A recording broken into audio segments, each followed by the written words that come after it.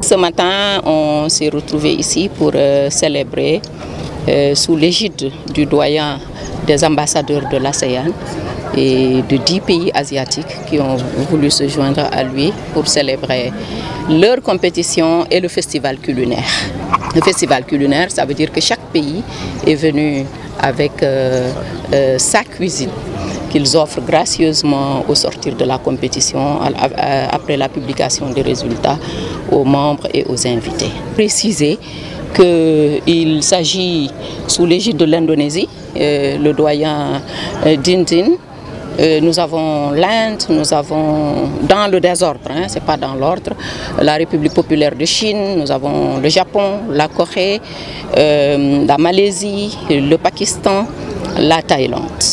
Ce sont ces pays-là qui ont décidé de se regrouper pour nous offrir cette belle journée. L'objectif, c'est d'engranger déjà, ça avait déjà été fait l'année dernière, vous étiez là, avec la fête de l'indépendance de l'Indonésie.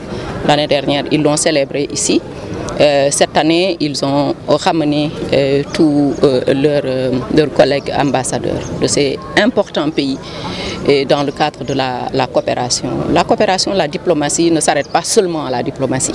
Vous savez aujourd'hui qu'il y a une diplomatie économique, il y a une diplomatie culturelle, mais il y a surtout une diplomatie sportive que nous avons commencé à engager déjà avec lui l'année dernière. Nous formulons le souhait de pouvoir l'enrichir au fil des ans. Aujourd'hui, nous sommes très heureux. Nous sommes organisés la compétition de golf et le festival de cuisine asiatique. C'est la manière, nous,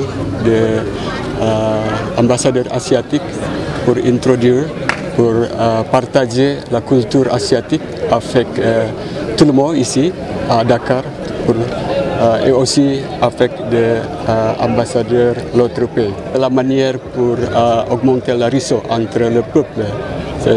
Ici, il y a beaucoup de PDG, de sociétés. Voilà, c'est avec l'ambassadeur, on partage le temps, c'est ensemble dans la manière très relax. C'est la manière très importante dans la diplomatie.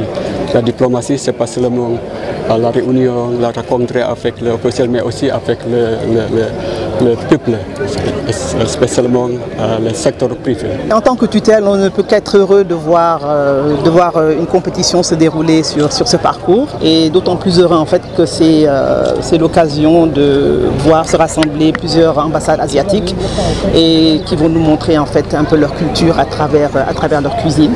Donc vraiment c'était dans un esprit très convivial que s'est faite cette compétition, et on ne peut que louer ça. Et vraiment je remercie la présidente Fatima pour son dynamisme, et qu'on ait comme ça rassemblé 10 ambassades, 10 pays étrangers asiatiques venir nous présenter leur culture, leur cuisine. Je pense que c'est tout à fait positif pour le golf. Par rapport aux JOJ qui arrivent, on a entamé déjà les chantiers de formation des jeunes.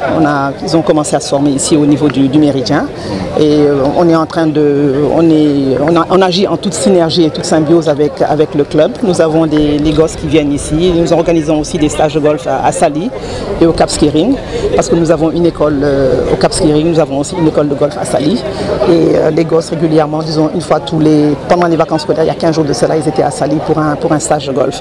Donc ça se passe bien, et la semaine prochaine on reçoit, le 4 octobre du mois, on reçoit le directeur international, le secrétaire exécutif de la Fédération internationale de golf, qui vient pour visiter un peu le golfe de Sali, parce que c'est là-bas que ça se fera la compétition. Donc le 4 octobre, on sera dans la journée avec lui à Sali pour voir les installations de golf, le golfe de Sali.